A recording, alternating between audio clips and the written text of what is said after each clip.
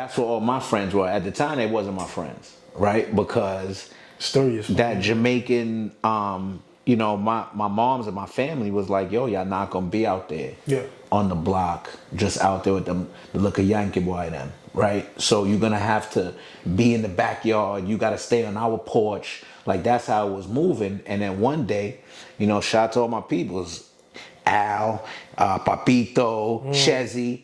Cats just pulled up on us in the backyard, like, yo, what's up? Like, yo, y'all not gonna come out and play with us? Like, yo, y'all think y'all better than us? You know what I'm saying? And it got ugly. Yo, y'all Jamaican. Back in the days, you was a Jamaican booty scratcher. Like, it wasn't cool. Get to the cake. I'm on a mission for maze, no matter how long it's gonna take. I could just see it already. Give me that new Benz or the Wraith. Watching my own back where I'm from, it was never safe. Yeah. Need 100 M's up in the safe. Last chance, life a movie. Roll another one and get baked. Mix the honor wealth with the Gucci. Yeah, you know when I get up in it. I promise you gon' catch feelings. All you gotta do is hold it down. I told you. What's going on, everybody? Welcome to another episode of Between the Lines podcast. Your host, Marquise Elliott here. First and foremost, be sure to go back and watch the entire season 1. YouTube, Apple Podcasts, Spotify, wherever you can listen to your favorite podcast. And look, man, today we have a very, very, an amazing guest. When I think about this individual, I just think of someone who's very, outgoing, who's very transparent, who's very honest, but more importantly, somebody who's willing to teach, right? Not because, he cares about being better than anybody, but just because he wants everybody that he teaches to be better than them. And that's why I was honored to have Meeshach, come on the show. Appreciate you, my brother. So first and foremost, Meeshach, he's from New York. We're both from New York, Brooklyn, Bronx. He's an entrepreneur. He's a father. Right, he's a philanthropist. He does a lot of great things within the community. We both graduated from Delaware State University, but more importantly, Meeshach, just real quick, talk to the people real quick about who you are. What makes Meeshach Meeshach, and let's just have fun, man. Let's have a good conversation. Let's be real, bro. What makes Meeshach Meeshach? That's an easy one. There's not a lot of us, not a lot of Meeshachs out here, so I think I'm pretty, unique in terms of that. Even just that name. Coming up from back in the day, that was just something different, right? Word. So in the streets, everybody's called me Shaq forever because Shadrach, Meshach, and Abednego. Average person don't really know what that's about. Word. So that's where I'm from, Meeshach. For those that don't know, the story goes real quick. Shadrach, Meshach, and Abednego, they got thrown in a fiery furnace because they wouldn't worship any idol gods. And I'm from somewhere. God protected them. Wow. So that's why you always hear me say through the fire. Wow, that's dope. I didn't know that your name actually extended from, something. And just real quick, I want to just talk to the people, the conversation that you're going to get today is going to be very, it's going to be a very transparent conversation. Meeshach, unlike a lot of the other guests that I had on the show, he's a lot more experienced. He's definitely older. And when I thought about having him on the show, I knew I was going to get somebody who was going to give me, just the raw realness of what it's like to be a dad, what it's like to grow up in the hood, not necessarily, being or doing the things that people in the hood does, but just being around that environment, and just what it's like to actually go out there and hustle, and get it. And just his, his intellect and his perspective on life. I knew he was going to be able to give not just myself, but you, the audience, value. So I know this is going to be a great conversation. So as you go through the show, please like, comment, and subscribe. Leave any questions that you have. I'm going to be sure to answer. And I'm sure that's not going to be the only time you see me. So, Meeshach, I just want to start here. We're going to have a plethora of different topics, because as I'm even thinking here right now, I'm like, where do I want to start with Meeshach, right? But even before we started shooting, right, before we even got on camera, we were just kind of having a good dialogue, man. And you were just telling me a lot about your upbringing. One thing about the show is not only do I like to talk about the success that individuals have and their value, but I like the audience to get to know where they come from, right? Gotcha. Because I feel like that's going to allow the audience to now have, to gravitate more towards you and what you do. So that's a fact. Real quick, Meeshach, just talk to the people about your upbringing in the Bronx, right? You spoke a little bit about, not necessarily growing up in the apartments and, the trenches, but you was around it, right? You grew up in a nice suburban home, not in the area, but the home was good. You had a very good upbringing. Your mom made sure you had the best, but unlike the others that was in your area, they were very less fortunate, right? They envy that. So real quick, tell us about your upbringing. Okay, so I came up, both of my parents are Jamaican, right? Both of my parents are born and raised in Jamaica. I was the first person in my family that was born in America, and that they moved to the Bronx. Now, my pops wasn't around, like so many people in kids in my generation, so I just came up with my mom's. We grew up first block in the BX, Cedar Ave. Like, yes, we grew up in a house, but right next to us was a big ass building, right? So that's where all my friends were. At the time, they wasn't my friends, right? Because that Jamaican, my moms and my family was like, yo, y'all not gonna be out there on the block, just out there with them, the look of Yankee boy them, right? So you're gonna have to be in the backyard. You gotta stay on our porch. Like, that's how it was moving. And then one day, shout out to all my peoples, Al, Papito, Chezzy. Cash just pulled up on us in the backyard, like, yo, what's up? Like, yo, y'all not gonna come out and play with us? Like, yo, y'all think y'all better than us? You know what I'm saying? And it got ugly. Yo, y'all Jamaican. Back in the days, using Jamaican booty scratcher. Like, it wasn't cool. It wasn't cool to be Jamaican back then. Like, before reggae and all that started popping. You understand? And it ended up getting physical, but at the same time, those ended up being my friends, right? So that was like my first introduction to like the hood, right? The block and all that, because my family was trying to keep me separate. But the thing is, like you said, there is no separation. Absolutely. You can't just live there and not experience it and be a part of it. So, I went to Catholic school my whole life. My mom's took care of me well and all that. But, like you said, I'm outside. Absolutely. Like, before that outside shit started, I've always been outside. Yeah, and how did that, like, and of course, you had that upbringing, your family made sure you always had, the good things, but did that ever make you feel any different? Because, we speak about not necessarily being separated, you know what I mean? But for you personally, like for Meeshach, you growing up as a kid, you had going in the backyard, not going to a public school, not, experiencing with the other people experience. Like, how different did that make you feel? Did you feel like you were better than them? Like, did you ever have that moment where it was like, oh, I can never settle, I can never be like that? Like, how did that make you feel as a kid growing up? I think as a kid, one of my faults that you look back at is it now, I did feel at times like, oh, I'm better than certain people by having certain things, because that's what society shows you. Like, if you getting money and you doing this stuff, like, it puts you on a level different from them. And at times I would look at it like that, like, nah, I'm better. But my mom's always kept me grounded. Absolutely. Once again, coming from JA, like, my moms would tell me, like, yo, like, when I was your age, I didn't have shoes on my feet. Wow. You understand what I'm saying? Running around barefoot on rocks and all that. And she wasn't lying, because I didn't see her run outside in the Bronx barefoot when things pop off, stepping on glass like it's nothing. Even right? Like the bottom of her foot is made of Timberland material, right? But she would explain that stuff to me like, yo, that don't make you better. Like, growing up, we had the squeegee wipers. For people that ain't in New York, that's the cats that's on the side of the road. When you pull up, you at a red light, they're going to try to get your window, whatever the case may be. And my mom's used to always, whenever we would go, she'd go grocery shopping, she would pay them to come and bring. And I'd be like, yo, nah, bring the groceries up. And I'd be like, yo, you can't let them people in our house. Like, you don't understand. Like, you understand? And what she used to explain to me was, no, you don't understand. Right. Like, you're fortunate because of the situations you was put in. Those people ain't as fortunate. Right. So you have to, if you can, help out. Wow. So that helped me to get there. And let's kind of pivot a little bit to you speak a lot about your mom and what she was able to instill in you, but you're a grown man now, obviously, way grown, and of course, there's not a lot of men that's fortunate enough to have their dads, and you happen to be one of them, right? I mean, I don't know what your relationship is like now, or if you don't have them at all.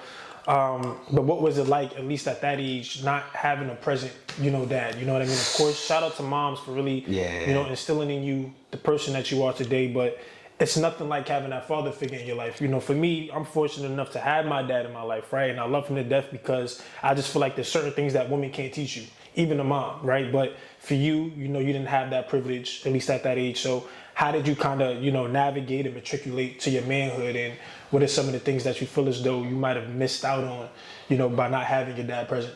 Okay, so that's a great question, because like so many of my other friends, there was no pops around. I was fortunate enough that my mom is a soldier. Like, she thought like a dude. Like, she would get out there and get physical if necessary. Like, she's one of them. Big up to Bev. You know what I'm saying? Like, she's one of those. So I was fortunate with that. But at the same time, a lot of times people would sit down, right? And they'll talk about, oh, I was able to do this and that. And a lot of times, it wasn't even them that did it. Right. The universe put them in certain positions. Because I look at my friends that's on the same block whose moms was in the same situation, but their moms wasn't as strong as mine. Right. And didn't have that same level, and they ended up different, right? So it started off with that, right? That where my moms were so strong that at first I wasn't noticing I didn't have a pops. Wow. Right? Wow. Shout out to wow. So I wasn't really noticing. She would take me, buy me whatever I want, take me to football practice, do this, do that. So I wasn't noticing. And I would never forget the Fresh Prince episode, the Will Smith show, right? That and one he episode was that one episode when he's like, "Yo, why my dad don't love me?" Like it was a slap in the face. Wow. And I was sitting there with my friends, so you can't really react. And there's another movie, a Will Smith movie, Was it Pursuit of Happiness? I can't watch that movie. Wow. Because you sit there and you think like, well, why not me? Wow. You mean there was men out here who was willing to do whatever they had to do, right, to take care of their kids and their family, and you sit there and think, well, why wasn't mine? You question yourself. Am I less worthy? But then you start to just go through life, and then you say, okay, first off, you can't never stop for nothing, right? Absolutely. And then my only thing was like, yo, when it's my turn, I ain't gonna be that.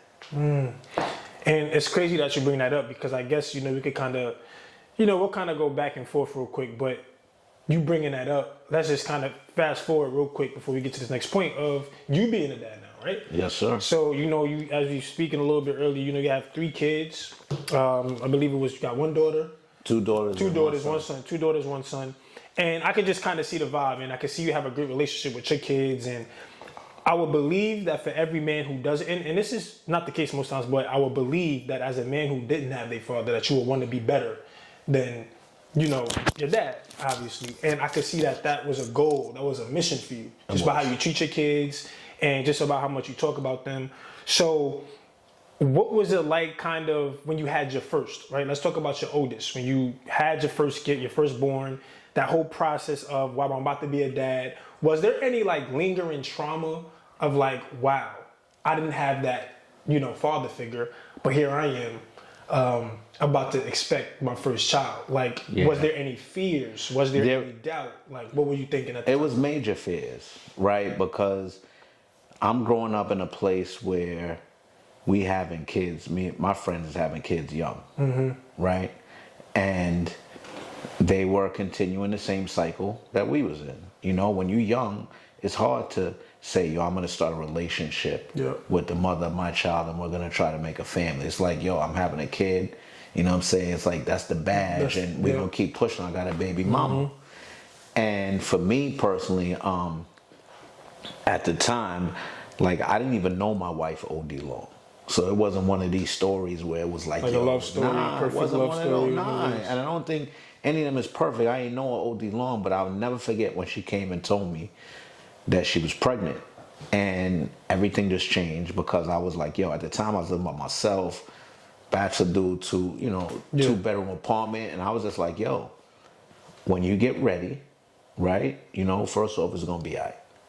And then when you get ready, yo, listen, you could come move in. Right? Because my whole thing was this. At least I'm going to try. Wow. Right? I love that, bro. So I saw the way it wasn't. I saw what my mom's, and I saw how much my mom struggled by herself. So the golden rule in life, no matter what, and I be beating this to death, and all my kids like, here you go.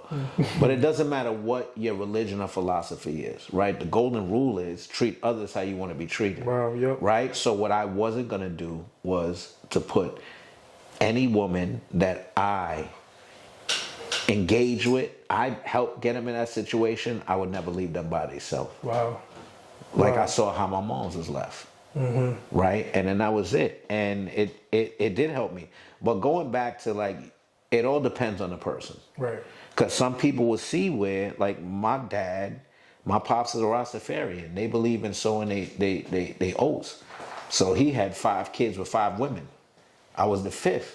Some people see that and they like, yo, that's the way it's supposed to be. Wow. But then some people see it and say, this ain't the way it's supposed to be and I'm going to make a change. Dang. And I decided to make a change. I love that, bro. And we're gonna tap more into like the fatherhood and like a lot of the, you know, philosophies around that. But I want to backtrack real quick a little bit, just to you now kind of becoming that young adult, you know, getting through high school and, you know, now getting through college and all of that. Let's walk through the experience, the Meeshach experience of HBCU culture, right? You came to Delaware, you know, a while ago. I believe you said 1992. 1992. I wasn't even born yet. It was Delaware State College. Delaware State College. Damn. I wasn't even born yet. I wasn't even born. I don't mean to make him sound old, That's but right. you know, it's You see me, I don't care about that. Word. Yeah, he look good. Word. You look still here, healthy. You know what I'm saying? Doing your thing. But you came in 1992. You know, obviously, many things have changed. You know, you are well known in the Delaware area for a lot of your work. You know, your hosting abilities and, you know, just so many different things. You know, walk us through like the young Meeshach experience, right? What was that, you know, transition like coming from, you know, the BX to Delaware State College, you know, at the time? You know, we spoke a little bit off camera, you know, you were just talking about how like the BX is never gonna leave you, bro. And I'm from New York, like New York never left me. Yeah. But around that time, New York was different for you than it was for me when I was growing up, right? You was born, you know, years before I was. So, you know, what was that transition like? You know, going from home and then coming to Delaware, you know, creating your own journey and your own path. You know, walk us through like that whole experience because, and the reason why I ask this is, you know, there's gonna be people that obviously listens, that know you, that don't know you, that's at my age, that want to understand like, you know, times is changing, right? And there even might be people your age that's listening, that's like, wow, yo, like I went through that same exact thing. So Meeshach, I definitely understand. So walk us through that journey of how you was able to, you know, just kind of become your own person and create your own, here we go, identity, right? Create your own identity. Walk us through that. So and start from day one, right? Day like one. Journey, So first off, let's start here. You reference you coming and being in New York and coming to school was completely different for me because in your time, at least now, social media was present. Exactly. Right? Yep. They could go on TV and they could see what New York culture was about. Back in the 90s, this is how they saw it. At Del State, me and my friends, unless you was watching New York Undercover or whatever. But if you came from one of these country places or whatever, you know, suburbs, now you got these people in your face. Right. That you could engage with and touch and talk to and get to learn from. And what I didn't realize was how important that is. Like we talk about what influencers are now, right?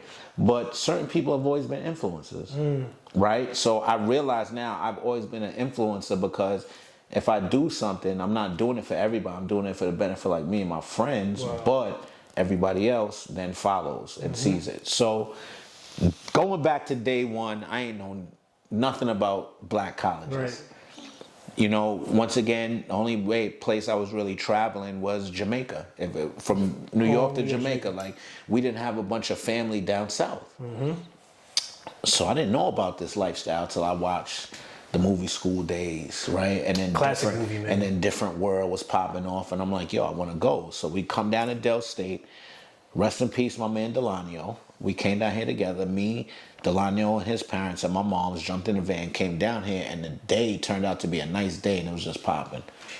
And I experienced the essence of what an HBCU was that very first day I walked on campus. Wow. Right? Now, it could have been a completely different. The universe could have worked out different. It could have been a rainy, bum-ass day.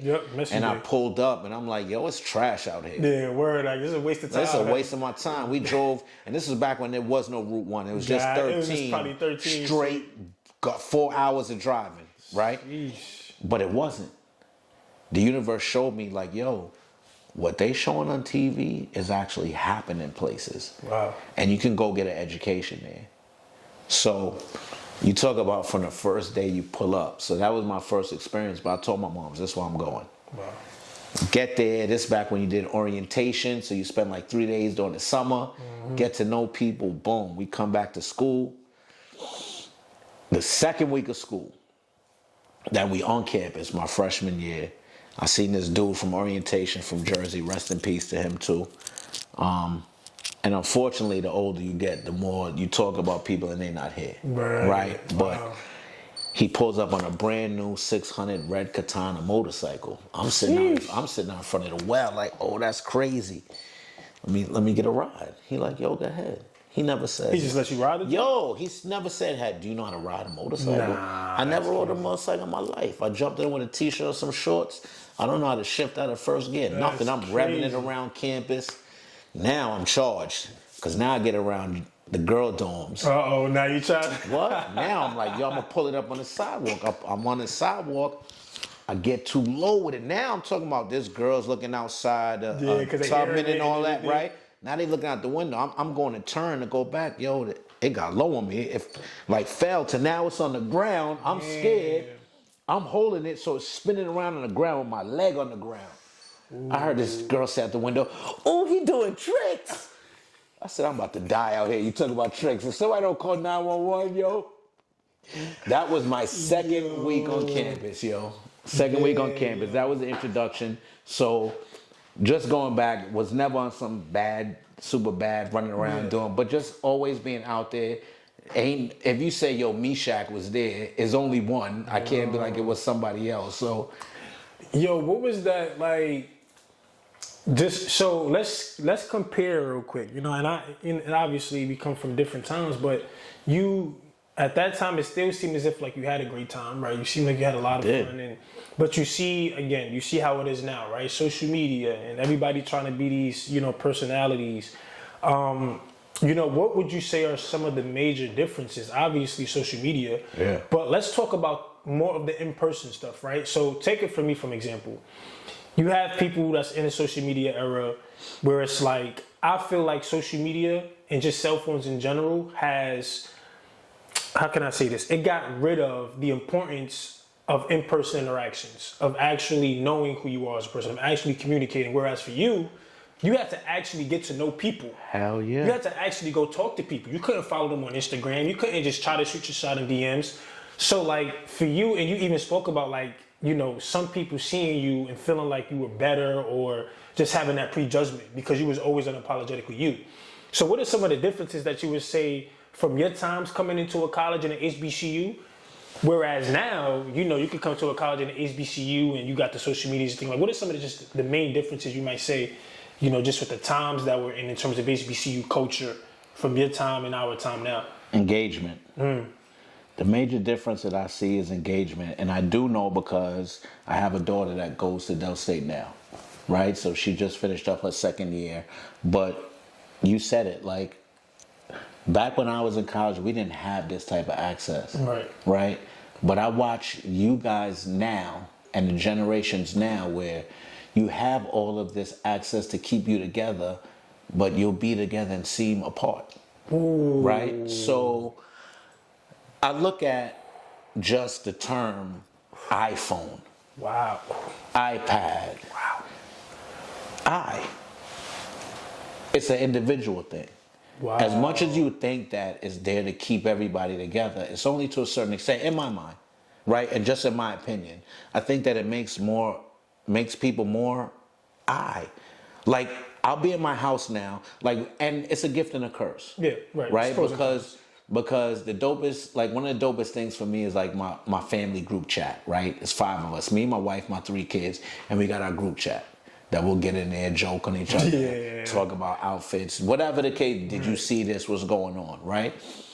But at the same time, I'll see there'll be times where I'm sitting at the same table and instead of us talking to each other, they looking at their social media, right? To see what their friends is doing somewhere else, and I'm looking at mine. To see what the people that I'm talking about and is I love doing. how you said I'm looking at mine, because even as a dad, you're still taking accountability for that. I am. And listen, it's hard. It's hard to get away from as a parent, right? Like to raise them in this generation, it's hard to keep these outside influences outside because they're always here. Right. If I was able to use a phone back then and do all of this stuff, who knows? I might be Diddy or I might be in the ground. Absolutely. You know what I'm saying? But I know that with this generation, these kids, and it's getting younger and it's getting even more. I got a 14-year-old. It's hard to balance that because you can't tell them don't use your phones and all of that. So I want to ask you real quick, bro. You know, as a dad, you know, you always keep it 100, man. Like, you know, I don't know why that just meant so much to me that even as a dad, bro, you just took accountability for saying it's not just the kids. Even as parents, we caught up in it. Yes. Right? Not even just the kids, it's us too. Y'all parents and y'all looking at y'all businesses. Y'all We looking humans. Be humans. So even for you, like, what do you think was there ever moments that you sat there and had thoughts of like, yo, how, like, what's going on? Like, how can I get this to change? Like, what are some ways that you try to help change that culture, right? So we are eating at a dinner table. There it is. It's not. That's key. So we implemented stuff like that. Got it. Okay. So if we're gonna go out and we go out to eat and stuff, right? No phones, right? Everybody put their phone down, and I'll be the one to remind you. My kids, they can't wait to remind one of us if we pick it up. Like, ain't no phones. So even if it's in that period of time, right? Like it's just us. But the thing is this. Like with everything else in life, you have to adapt, right? So I can't fight what's out here. Right. I can't fight social media. Yeah, it's the world we in. What I need to do is understand it as much as possible, and me and my children communicate it as much as possible. Shout out to my man twice. I got a man who... Shout out. He just graduated. His son just graduated from Rowan University, and he was like, yo, we about to go away on this trip, right? He's 21 now.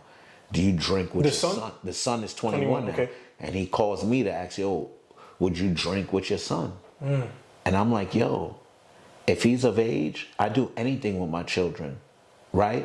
That is not going to hurt them, because I'd rather us do it together so I could school them. Wow, you could teach them. I could teach them a certain shit. Like, don't be out here getting sloppy, bro. Falling over and all of that. Like, yo, handle yourself correctly. Like, you know what I'm saying? Like, don't be this guy right here. Right? On the table, wow. Yeah. You know what I mean? So if I sit there and we do it together and we talk about it, that's what everything, man. Like, I don't have all the answers. But when it comes to my children and all that, and I think that it helps. Right? So even in social media, we talk about the gift and the curse, it still does help, because I'm able to go on there and look at the stuff that these young people is doing to kind of relate to them. Back in the days, like my mom's, I'll be 50 in 2 years, bro. Wow. Right? Wow, bro. When I was my kids' age, 50-year-old dudes looked like they was ready for 78. What? They was ready to just fall over. You understand what I'm saying? Whereas now I can still pull up and not be like I'm embarrassing my kids and all of that. You know what I'm saying? So that has changed within these generations, and I use that as to my advantage to stay in tune with them, to see what's going on, connected as much as possible. And we kind of gonna. I love that you bring that up, but real quick, I want to stay on fatherhood real quick since we're here. Matter of fact, before I get there, this is something I just want to know, and I think people just want to know this. So, like, let's go back to you being in college, or just like back in the day where I didn't have a lot of social media. I want to just talk about the importance of the communication, of actually, let's say, for example, talking to a girl, right? Talking to a girl. I think this is important because, again, you've been there, you know how the game go, you here now, you know what it was like before. Back then, you couldn't go to a girl and say, yo, follow me on Instagram. There's no DM. There's none. So I feel like, and even as a man, right? Sometimes we don't even know how to have a proper conversation to, talk to a girl. You know what I'm saying? So like, what's some game that you could give on that, and the importance of really knowing how to have those conversations, bro? Because it's funny, but it's sad. No, but because listen, if you were a official shorty right now, right, and you done gave a dude your IG. And you just happen to be looking at the DM and you just see mad dots popping up, but ain't nothing coming. It's because son is thinking about what he wanted to say. He done typed it. That's a gem. Nah, I'm going to delete this. This ain't going to come out right. This ain't going to pop how I want it to pop. And type it again. We have that, bro. Right? It's whatever you threw out right there at that time. It either flew or it didn't. You understand? I ain't gonna lie, I'm gonna burst me in my man's bubble right here, because that's funny as hell. Because sometimes I be trying to say stuff and I'll shoot it to my man's like, yo, this sounds how this sound? Cool. Yeah, and they be like, yo, shoot it. We have none of that. That's crazy. So it's just you pop up. So even like me, right? So I started my first venture into entrepreneurship started at Del State. Okay. Right? I was turning 20. They just opened up the first black-owned club, and I'm like, I want to throw a party there. Remember right? the name of the club? Is that Mingles. Mingles. Mingles is legendary. Mingles was the first black club before any of this. Did they change it? Did they change it, or It is it was, still but there? they changed. Nah, they got rid of it They got because it's rid of over it there and where the Buffalo Wild Wings is down there. Okay, so they closed So it. it's in Just there. knocked They it down. shut it down, Okay, right? okay. But back then, they had the joint. And I'm like, yo, I want to throw a party there. That's Now, in order for me to promote back then, I would have to come up with the idea, then go to my man, Shot the Hawk, get him to draw it. Yeah. Then go to Kinko's. Get them to print it. And then take them 500 flyers and then be out there talking to people. Yep. Yo, come to my party. Come through, putting it on the car. Now, you can say social media alleviated that and made it instantaneous where you could just throw the flyer out there and all your followers see it. Or if anybody goes to the hashtag, they see it. But it took away from that interpersonal relationship. Right.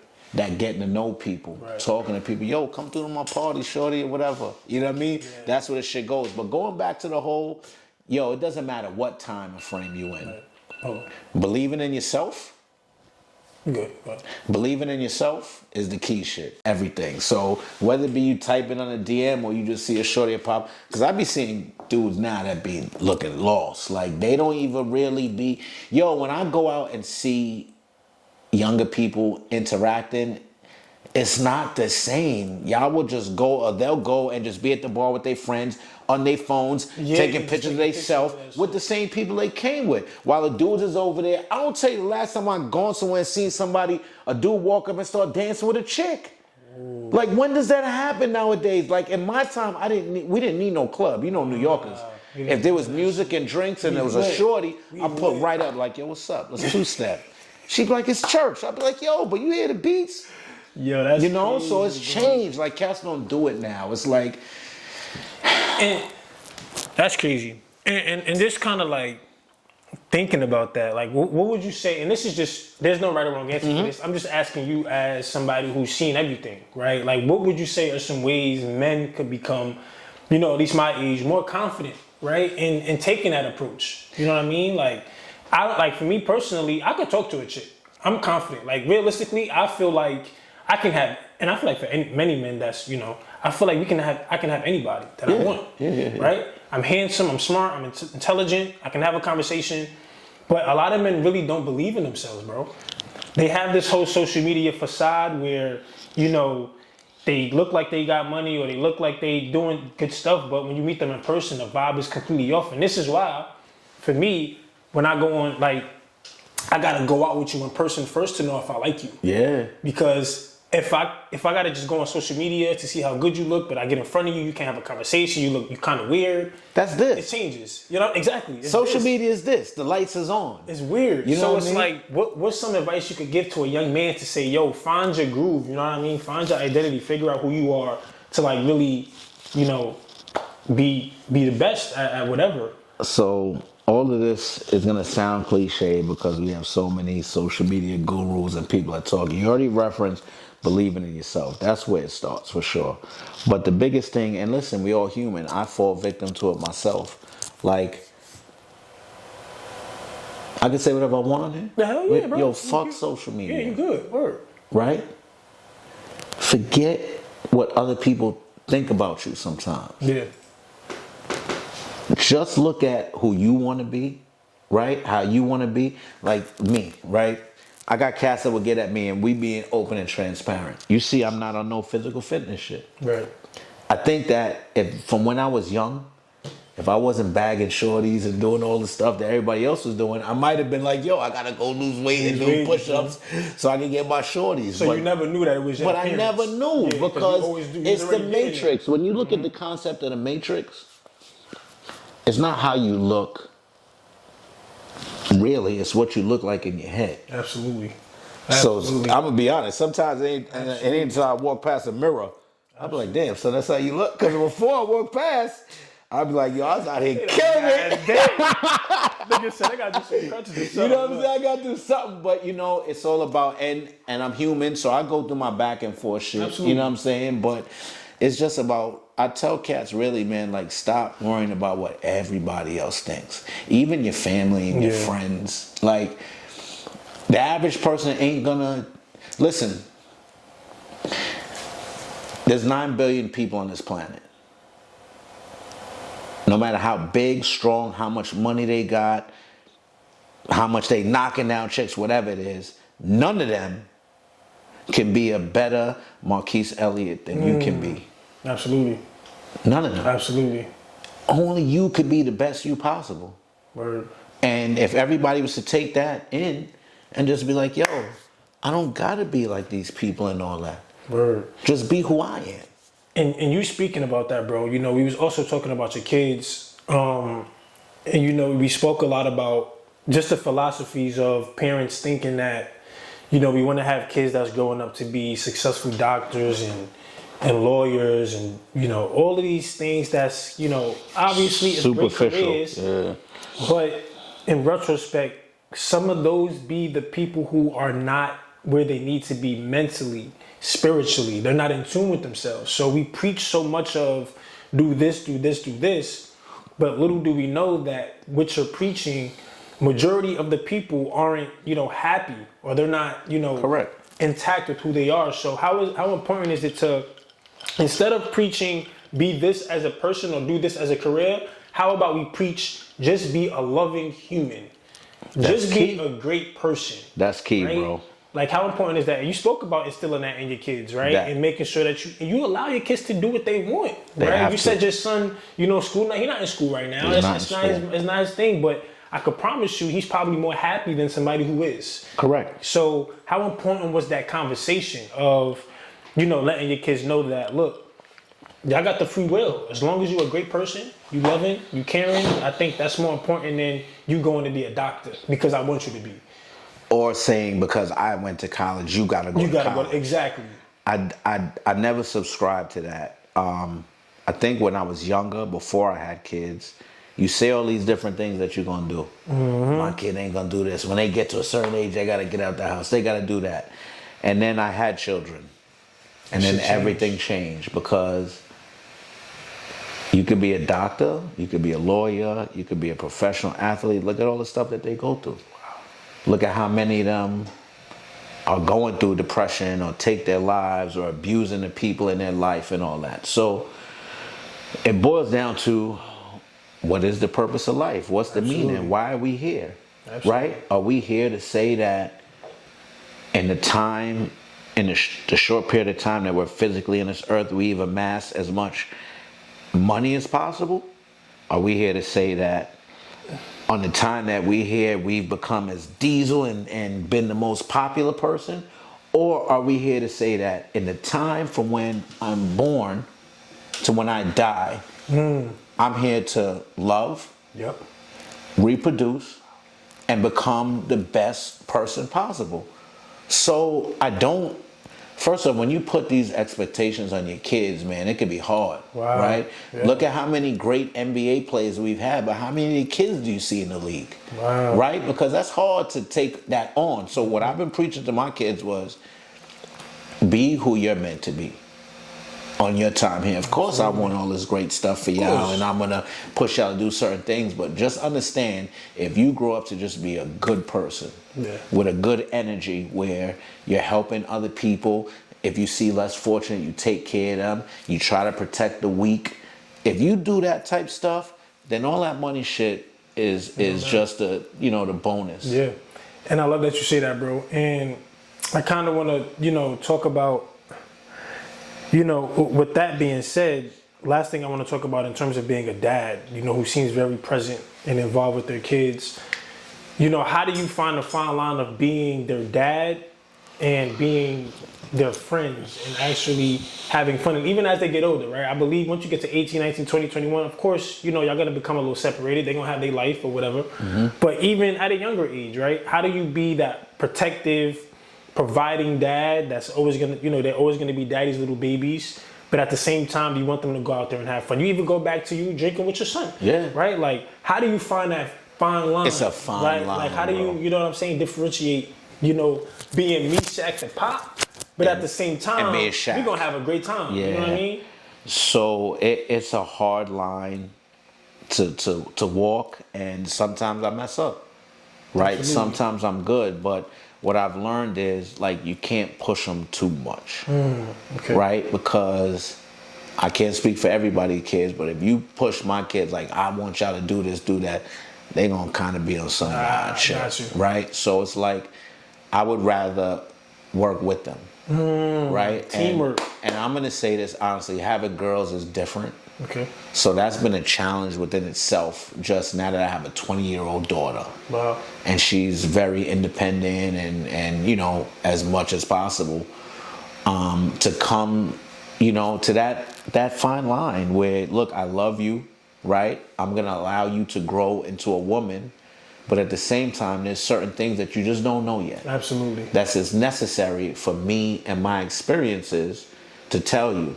Now, what I had to learn as a father was how to communicate that. And sometimes it works, sometimes it don't. You know what I'm saying? But I think that's the biggest thing, man. And I think just with any successful relationship, one of the number one things is going to be communication. It doesn't matter if it's a platonic, a sexual, a business relationship. Communication is going to be key, because if somebody does something to you or is doing something that is bad and you don't tell them, then more than likely they're going to do it again. Wow.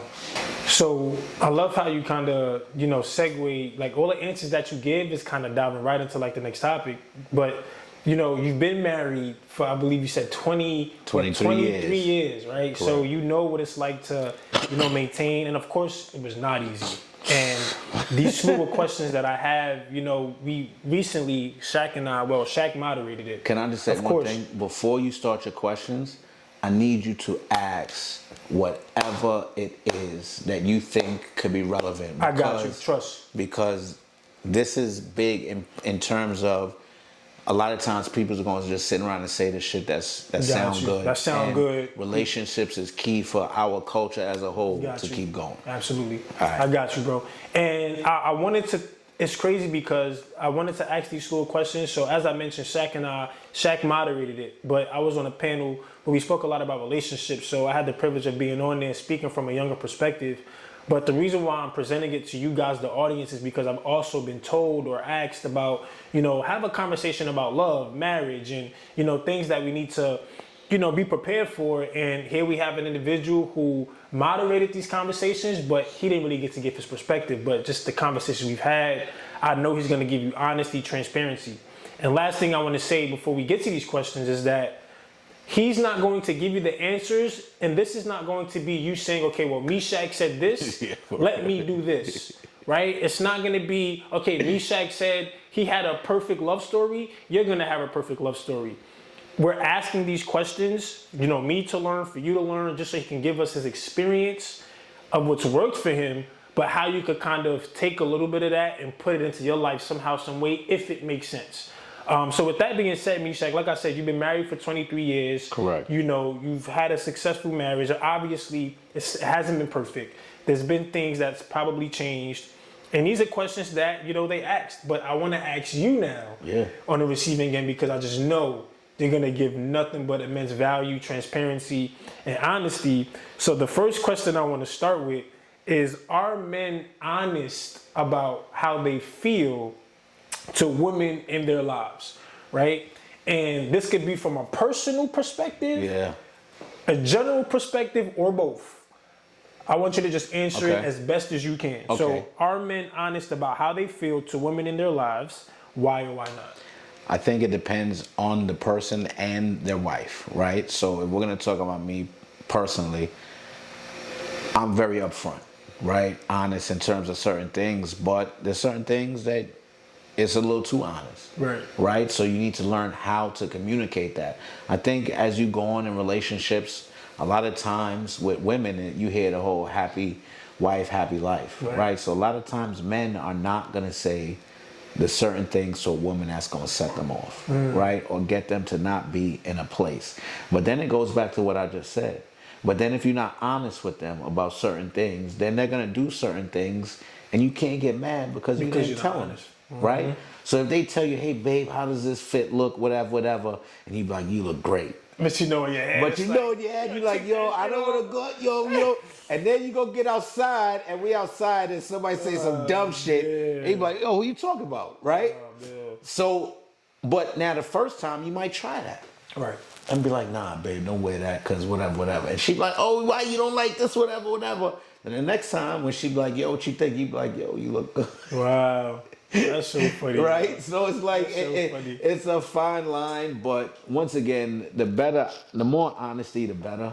Right. But the one thing I had to learn is not what you say, is how you say it. Absolutely. And I'm still learning it, of course. still all the way. And I agree with that, bro, because even, again, it's like, it's funny how you brought up the fit thing, right? Of course, we're talking about honesty in general, but it is, again, how receptive the woman is in your life is, right? Because, again, you could tell them, hey, babe, look, you look great. Or you could say, hey, babe, you know, I don't like the fit, but then they get a little sensitive. So I think sometimes it really comes from, okay, here's my thing, right? Okay. I feel like we want to be honest, but when we are honest, it's too harsh or it's too much. So then we just kind of change up a little bit. You know what? I like the fit, babe. Yeah. You know what? I think this is cool, babe. So what then happens is, if that's the case, then you have to be able to accept the same thing in return. I like that point. So when you be like, yo, you know what I'm saying, what I just body that, she be like, yeah.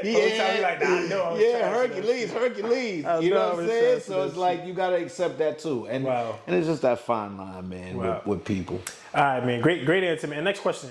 And let me ask this for you. Yeah. And I'm just curious to kind of hear what's yours. What are your love languages? Right. I believe there are about 5 of them. You familiar with? You know, I think it's physical touch, acts of service, gift giving. What else? Quality time. Just those things. What are your top two? That physical touch, and just the love language got to be love. Got it. Right? So I don't know if it's a love language, but I would add honesty in there. Honesty. Okay, now how important is that for you and your significant other? So I'm not sure if y'all had these conversations, but how long did it take for you to learn your partner and her love languages? How long did it take for her, her to learn your love languages? Like, how was that rapport when y'all was trying to figure out how to benefit each other? It's gonna change. Absolutely. Right? Because you even go back to the fact that I've been married 23 years. Right? That means I got married when I was 25 years old. Right. I can't be the same person that she was at 25 that I am at 48. Mm-hmm. She can't be the same person.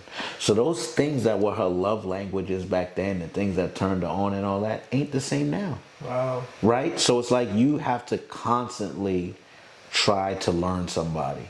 Right? The hardest thing you're ever going to do relationship-wise is to be in a marriage.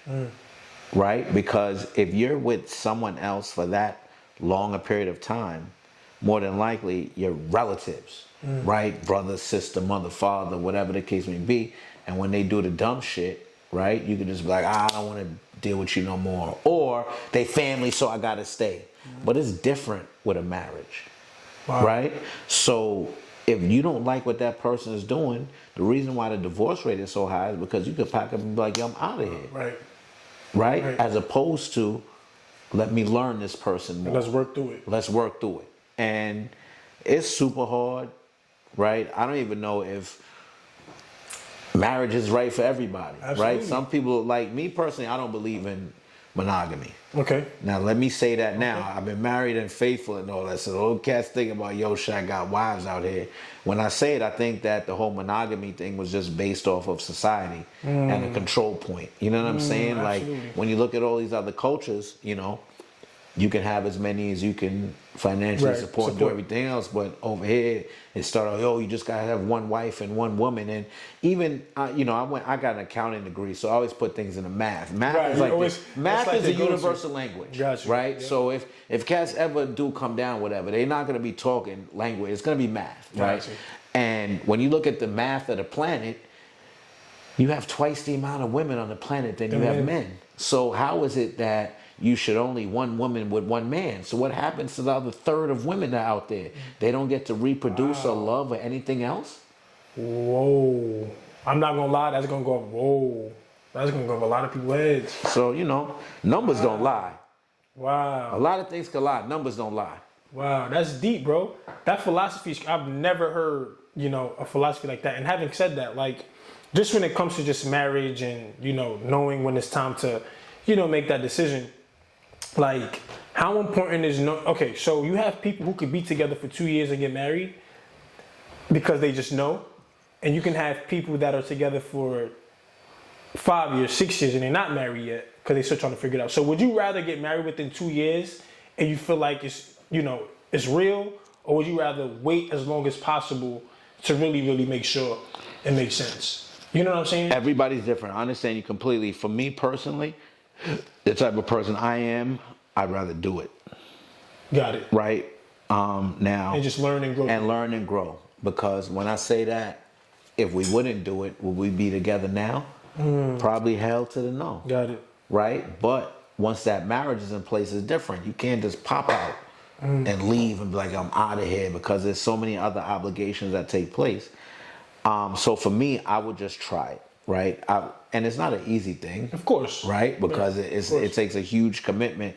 But before that, before any of that, whether it's just, try it, or whether it's don't try it and wait to get to know somebody, I would suggest strongly, anybody looking to be with someone else for a significant period of time, I would suggest that you go to a therapist together in advance before you talk about doing any of this. Ooh. And that's going to definitely open up a lot of wounds, bro. And there's this philosophy that I've been, the mindset that I've been in lately, because, and I'm, this is probably going to be, I'm very transparent. I don't talk about a lot, relationships a lot on a podcast because, I just never been comfortable really talking about it. But I recently was in a relationship as well.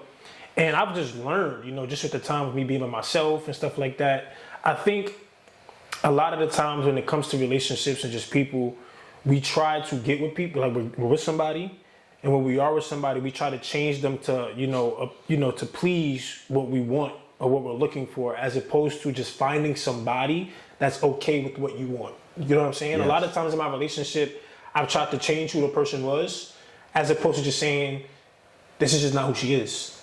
So it might not, be what it is that you want. So what's your philosophy on that take? Because I feel like a lot of people in relationships to this day, or talking to anybody, whatever, it's not about changing the person. It's about just a compromise, but at the same time, finding somebody who want what you want. Yeah. Right? When you think about, let's say 50-50 stuff, right?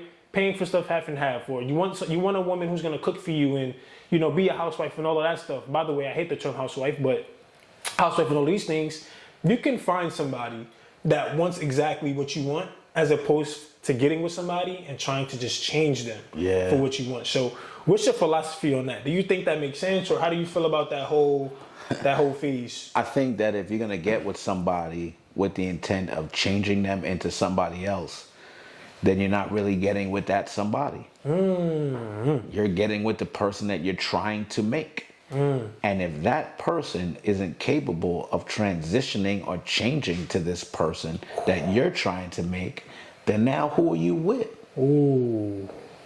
Right? So when you get with somebody else, you cannot just be about yourself and the way that you were. There's going to be compromises that have to be made. But I'm going to tell you, for them people that be like, yo, nah, I could change them completely. She got a pretty face, so I could take care of the rest. Exactly. That is hard, yo.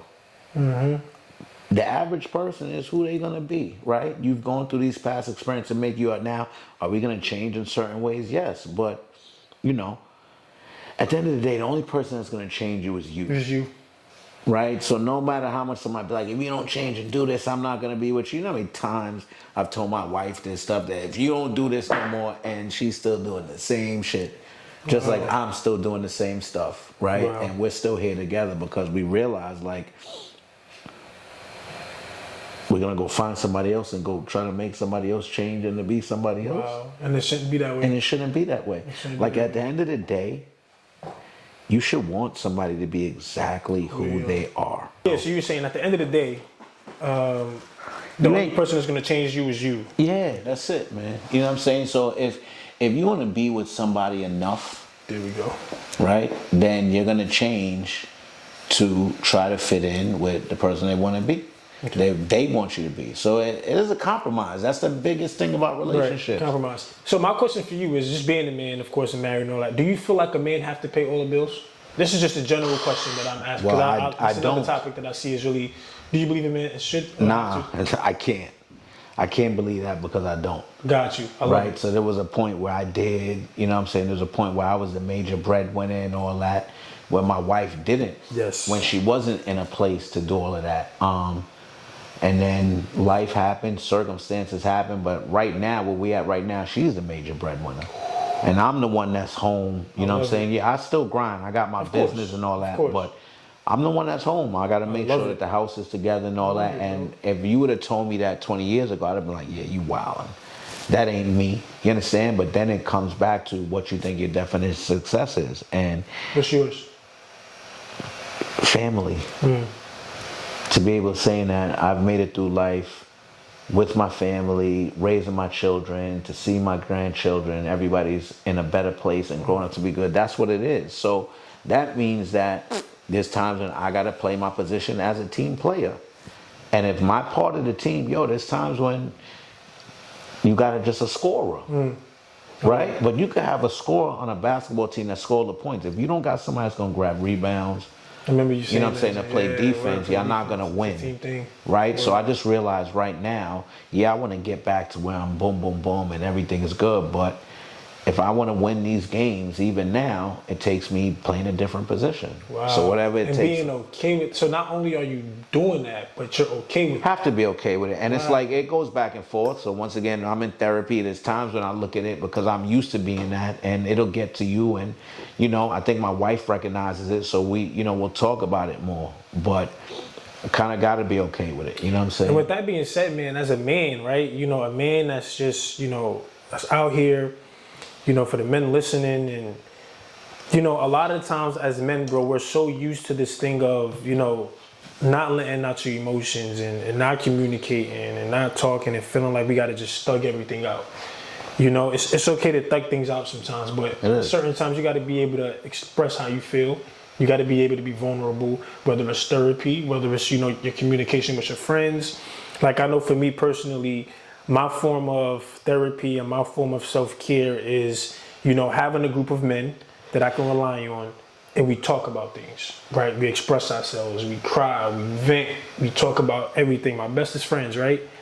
That's my way of getting over certain things. So for you, what's your way of self-care, right? How do you take care of your well-being? How do you, what's your form of therapy aside from therapy, right? What are some things you do to kind of keep yourself sane? Because it's a lot sometimes. It is. Right? As a man, bro, you always take on a load, but we don't realize that it's important to have them days to... What I said? What I said? You said, as a man, we always take on a load. I said, balls. I'm keeping this in here. My bad. But you know what I'm saying? Throw you off. You cool. We take, you know what I'm saying? We deal with everything. You know what I mean? So, what's your way of, you so New York here. Yeah, my fault. Because I know I can just see my friends sitting here right now, and they gonna say it, so I had to say the shit. All right, go ahead. Yo, so listen, let me keep it going. Yeah. The way that I deal with it, right? Because me personally, I need my time apart. Right.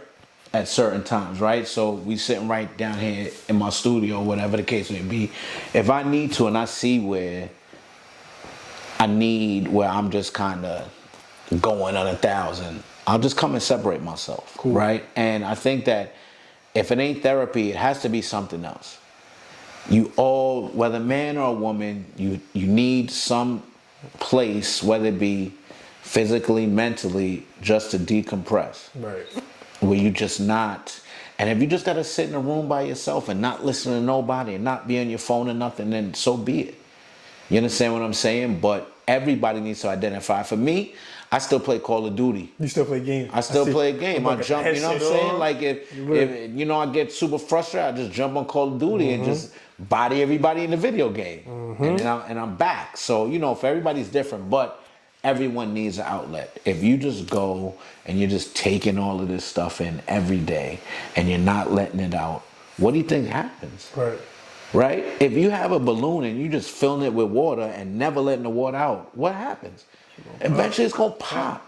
And the problem is when we pop, then you see mass shootings, domestic abuse, violence. All of that could be avoided. All of that could be avoided by just finding different outlets, right? And being in tune with you. Yeah. Because no matter what else happens, you know what's happening inside. Somebody could come to you and be like, yo, bro, you all right? You good? And you be like, I'm good. And you know inside you are torn down. But you know that. So even if you don't want to share that with that person, if you keep just saying, I'm good, eventually you're just going to fall apart.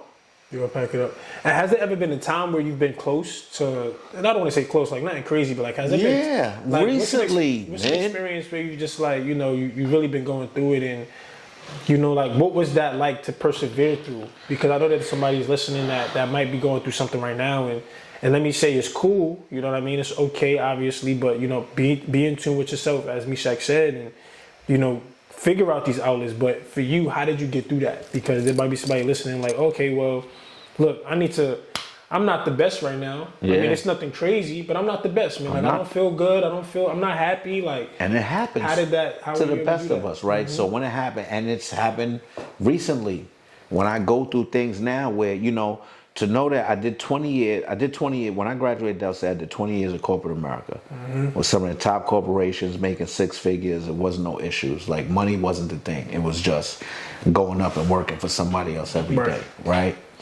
Then it transitioned into where, shout out to my man Spark, my man Mark Blair. He has a brokerage, but he said it. If you're an entrepreneur, you know, every day that you're not making money, you're unemployed. Ooh. Right? If you're an entrepreneur, every day that you're not making money, you're unemployed. You're unemployed because you're not getting no money. It was one thing when you was just getting that salary, and no matter what you did at work that day, you still got the same check. That ain't how it works now. So for me to transition from that to this has been a struggle, right? Because you think, oh, it's just gonna work, and I've done all this stuff for different people, so it's just gonna come back to you, and it doesn't. And you always have to revamp. But that's the whole thing about life, period. Like, it don't matter. And once again, not to sound cliche, but bro, you can fall down as many times as you want. Especially in entrepreneurship. As long as you get back up. That's all that matters. And there's people that are gonna want to watch you fall, and when they fall, when you fall, they're gonna celebrate it. That can't make you stop from trying, because you're gonna say, I might fall again. So what? Do it. And that's a difference. And listen, everybody isn't made to be an entrepreneur. Absolutely. There's some people that if you give them the option to say, yo, I'll give you $100,000 cash right now, right? But once I give you that 100 bands, you can never work for anybody else. You just got to take that 100 and make it your way. Or you tell somebody, or you can work and I guarantee you a job making $30,000 a year. There's some people that's going to take that $30,000 a year because it is comfort, security. They know that they don't have to go and work and try, and whether they're their best self or they're not, they're going to get that check. It's not everybody could come out and be like, yo, give me that 100 bands and you ain't never going to see me again. And listen, with that 100 bands, you could get that 100 bands and you could lose 90, and then take that last 10 and go make 250, and then go lose another 175. That's how it goes sometimes, right? So it just takes strength and perseverance. And so for you, bro, like what was the so you talk about entrepreneurship now, man. You talk about, you know, leaving corporate America. Like what was that? What did it for you though, right? You know, again, everybody don't have to be entrepreneurs. We're not saying that you have to be one, but for you, like what did it take for you to say, you know what, I can't do this corporate America shit no more. It was like, I can't work for nobody. They didn't value my worth. So, and listen, I have a good relationship with that company, right? It's Chemours, like one of the biggest. It was the science spinoff of DuPont. They're huge out here. Shout out to Mark Newman, who's the CEO, Jamaican, of a Fortune 500 company. He's like a mentor to me. And at the time, they were transitioning all of their financial services over to India. And they told us like, yo, listen, we firing we're letting go of all of you, right? But certain ones of you, we need y'all still. So we'll give you what they will call a retention bonus, right? Okay. Because if you go and tell people, yo, 3 months from now, you ain't gonna have a job, they're not gonna wait the whole 3 months. Absolutely. They're gonna go and try to find something and blow it on you, right? So what they tell you is, what corporations will do to entice you is, we'll give you a retention bonus. If you stay to this date, you'll get this bag on top of all the other bags. So I'm like, bet, I'm gonna maximize this, right? Now we traveling over to India. I'm going to India several times. I'm training the people over there. Now my company sees how I move. Like I'm over there moving like I move everywhere else, and the respect levels and how they treating us at the hotels and how the workers in India is treating me. I'm going to lunch with all the workers. They're not even inviting my American peoples, right? Then when they realized who I was, they said, yo, we want to offer you a new position. We want to offer you a global position. You'll be the only one. You'll be traveling all over the world. You'll be doing all of this. I said, damn, mama, I made it. Wow. Right? Because you're going from being however many 100 accountants to now one. Just one. Wow. So I'm like, mama, I made it. And when I asked them, well, so what's my new title? What's my new salary? What's all this?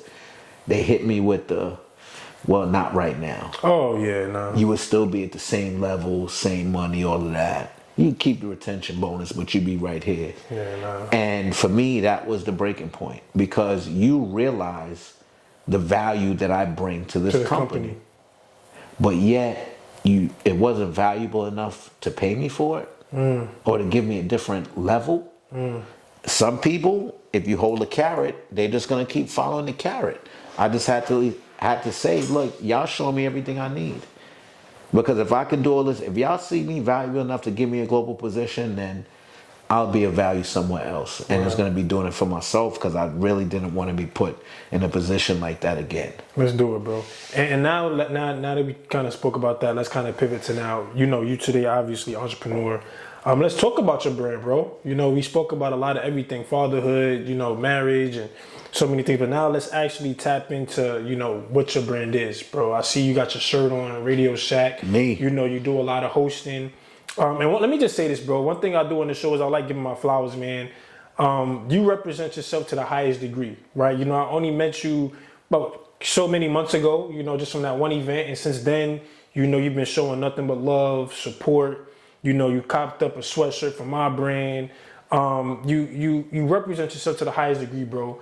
And I just want to say kudos to you for, just betting on yourself and, making that leap. Even though it was 20 years ago, you're still going strong, bro. And like you said, it's not the easiest, but you're still figuring it out. So I want to say, while being a dad, while being a husband, nothing but love and support for what you got going on. Huge fan. I'm going to always show you love as well, whether it's your events, whether it's whatever it is that you need from me. We was talking a little bit off camera. Yeah. I'm here, bro.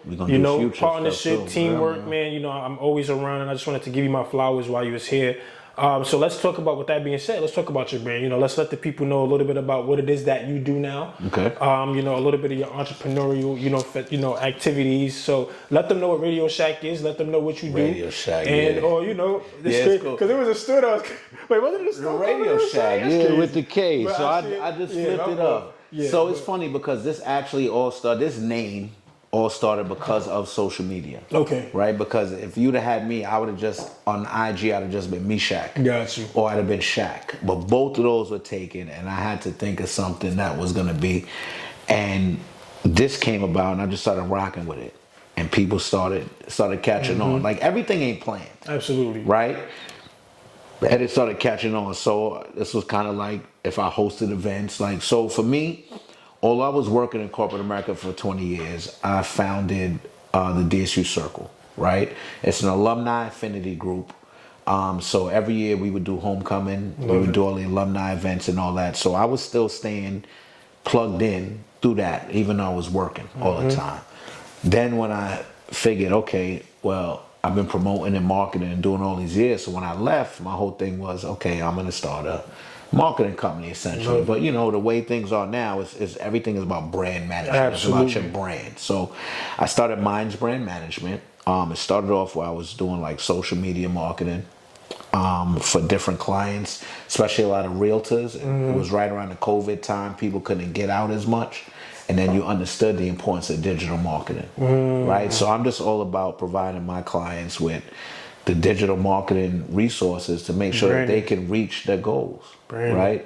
So I did that, and it transitioned into kind of, because once again, I don't have it all mapped out, Right, of course. So that then kind of transitioned into now I'm hosting events, I'm doing things, and now my relationship with Del State became more official. Got it. Right? Because now I was doing social media training for them with their small businesses programs.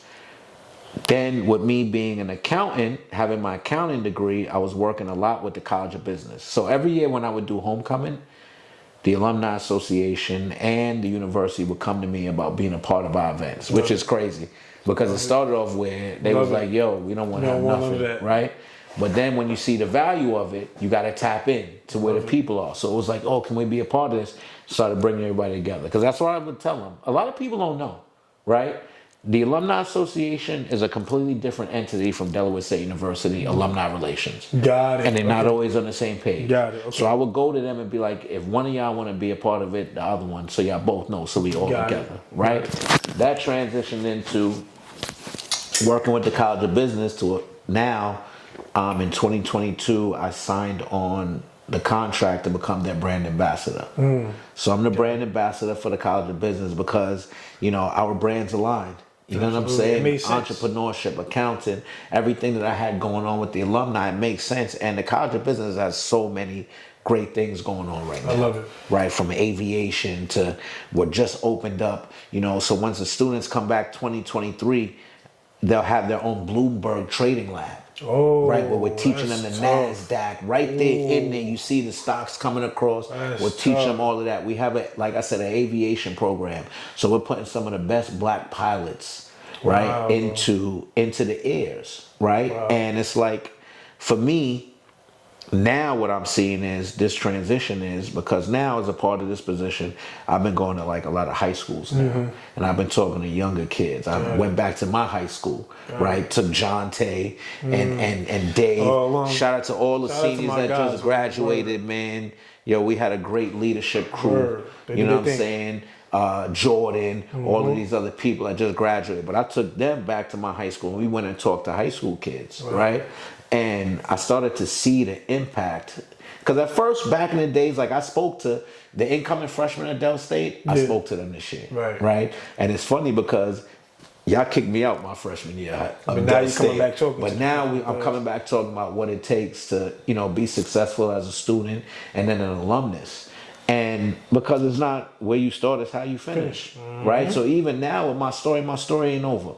I'm trying to figure out what the next level is, the next step, whether I'm going to do a podcast, whether it is. But the number one thing is I'm going to keep going and just trying to keep being good and be the best person. You talk about us. What I liked about you was a lot of people talk about stuff, but you was already doing it. No matter your age or whatever the case may be, you was putting it out there. You was putting your product out there. So when I saw you in person to see how you move and it aligned, and it was like, yo, what's up, bro? Appreciate that. Like, what's up? You know what I'm saying? What's up, Ken? Is there any way I could... So anything I put out there and all that, yo, bro, it's because I believe in it.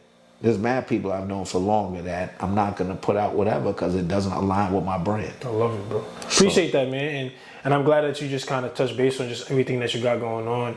So what would you say, what's the biggest thing that you've learned from going from corporate to just being an everyday, entrepreneur and still figuring it out, right? I feel like, despite still trying to figure out where it is that you ultimately are going, I feel like you are way more successful now than you were in corporate. Not because of financially. Not financially, yeah. Not financially. Yeah. Not because you made more money, but because it go back to what we first started talking. You're happy.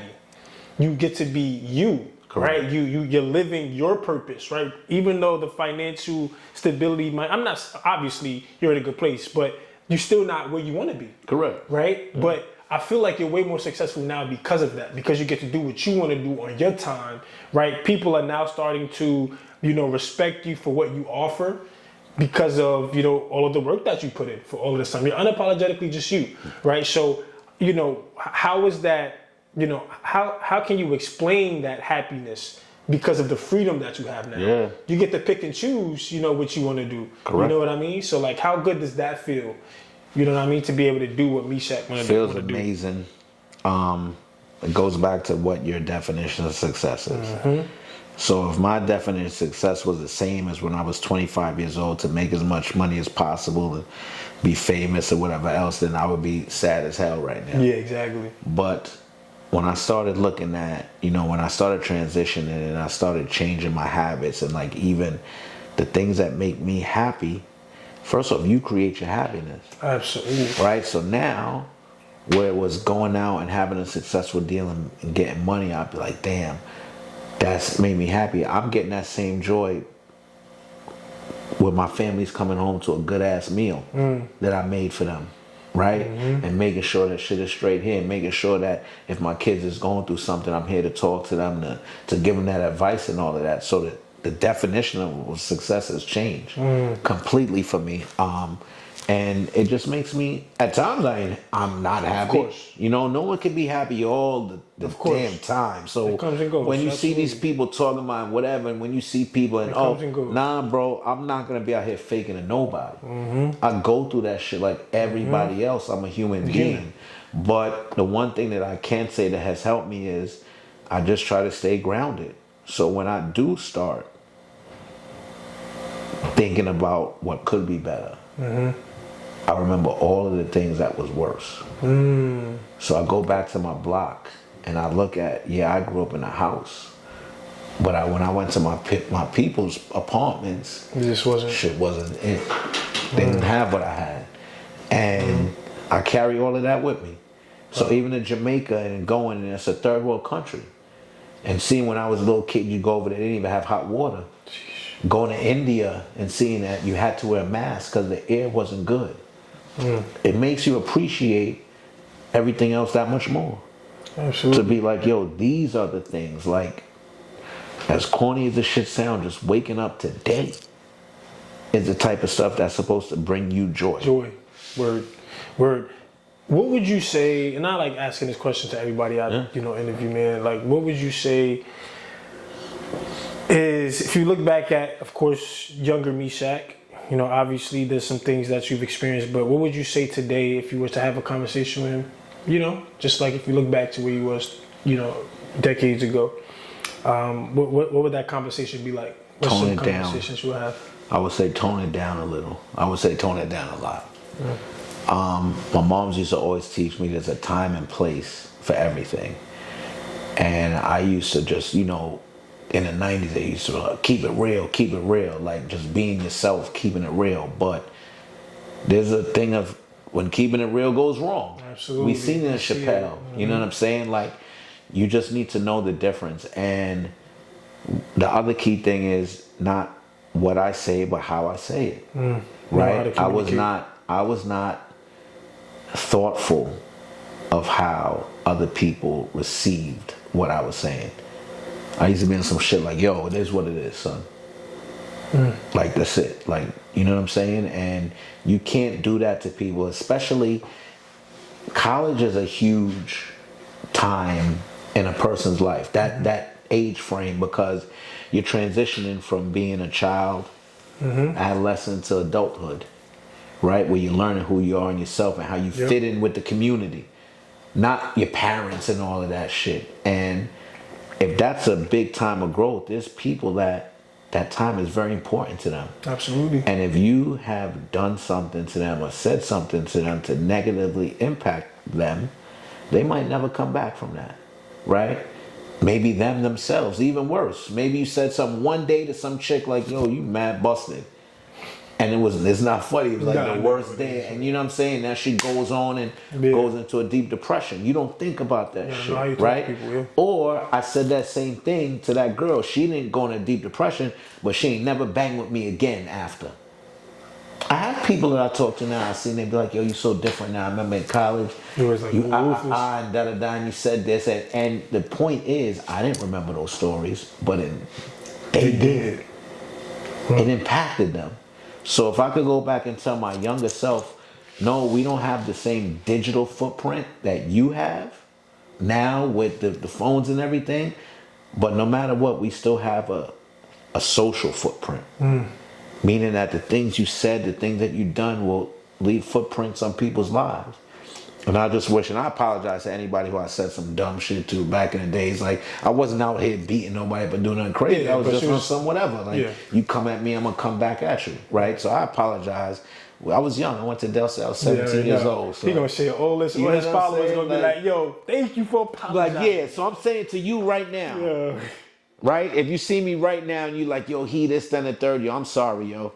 And if it was something I did that you ain't get past, come holler at me, man. Let's talk about it. Nah, he ain't mean that though. I know he mean that. Giggling, like, yo, listen, there's so many times with people out here where I see they moving oppie with me. And instead of being like, yo, I'll go pull them to the side. And be like, yo, listen, man, if it's something I did, let's talk about it. Because a lot of times it's miscommunications and misunderstandings. And I love that he brought that up, man, because even just as he's saying that, for y'all that's probably watching, you know, bless you. For y'all that's probably watching, you might have a grudge or something. Life is just too short, man. You know, life is too short. We don't seen it all. Like it's no need for the grudge, man. You know, have that conversation, show that person love. Now look, y'all might have that conversation and y'all might not, you know, rock with each other, and that's okay. But at least get that closure. At least get the apology off your chest. Y'all move how y'all move. And with that being said, bro, Meeshach, man, like again, I appreciate you coming on here. The hospitality, first of all. You know, for allowing us to use your space and, you know, letting us into your home.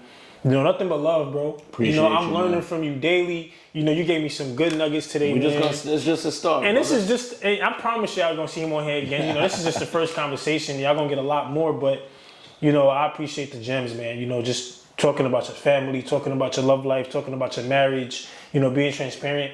That's what we just love to give on the show, bro. Just being able to give the people honesty. That's all we ask. So, you know, if y'all enjoyed this, you know, like, comment, subscribe. Real quick, man, how can they stay connected to you? You know, what you got going on? Let them know your social medias. Right here. What's going on? Follow One Shaq Shot Radio Shack on all social media platforms, man. This is the best way to follow me. See everything that we got going on.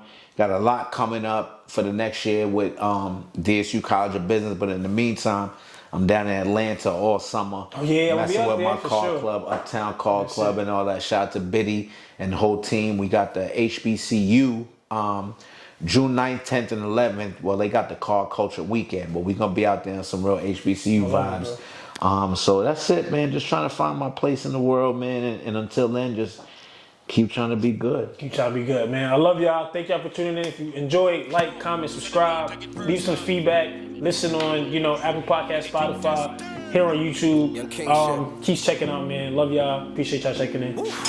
Peace. Get to the cake. I'm on a mission for Maze, no matter how long it's gonna take. I could just see it already. Give me that new Benz or the Wraith. Watching my own back where I'm from, it was never safe. Yeah. Need 100 M's up in the safe. Last chance, like a movie. Roll another one and get.